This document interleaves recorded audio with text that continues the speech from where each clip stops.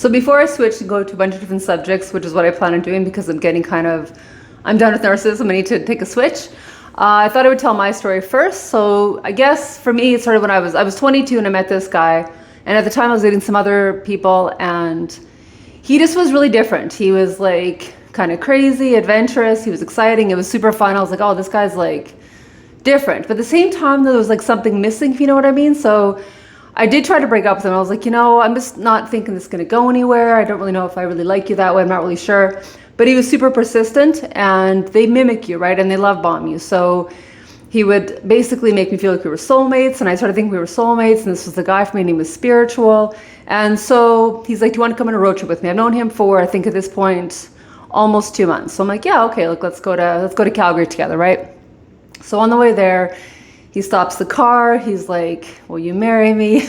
I was like, yeah, like I was a very spontaneous person. I still am quite spontaneous. So I was like, yeah, I will do that. So we get to Calgary and we ended up getting married when we were there for that weekend. We just like elope. We have two strangers down there while we do this. Like when someone else matches that kind of energy with me, it was pretty off the charts and I was all for it, honestly. So we got back to Winnipeg and he was arrested. He had a DUI. He had a kid he didn't tell me about.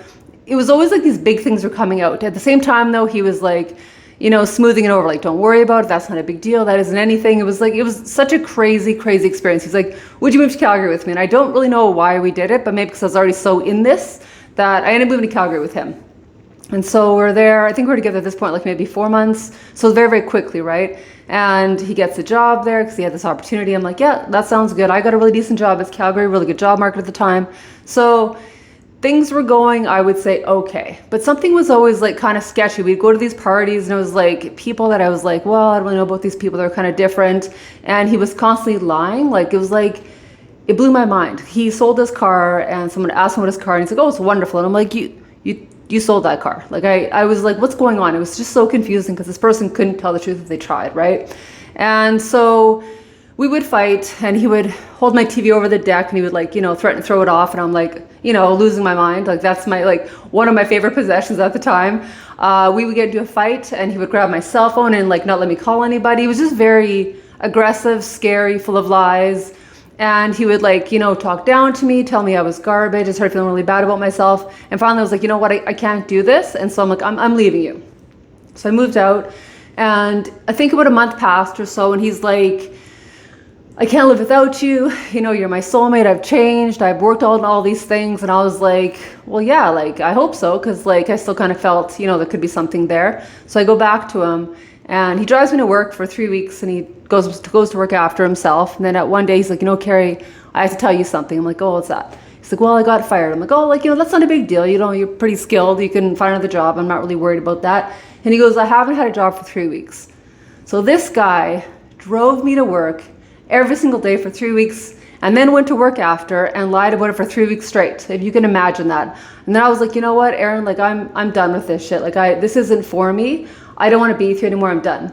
So he takes his car and he starts racing towards the bridge. He's going to kill us both because if he can't be with me, then no one can be with me and all this bullshit. I really don't remember exactly what happened, but we didn't die, obviously. We didn't go over the bridge, obviously.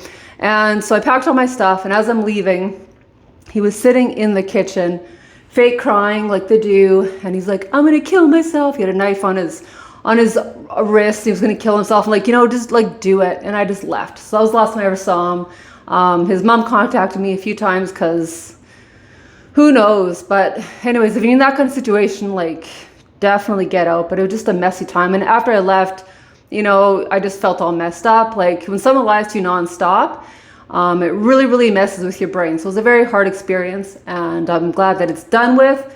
And I didn't regret the whole thing. I wish it never happened, but at the same time, though, it really put me in a new place in my life and I don't hate the whole experience, but I hated most of it.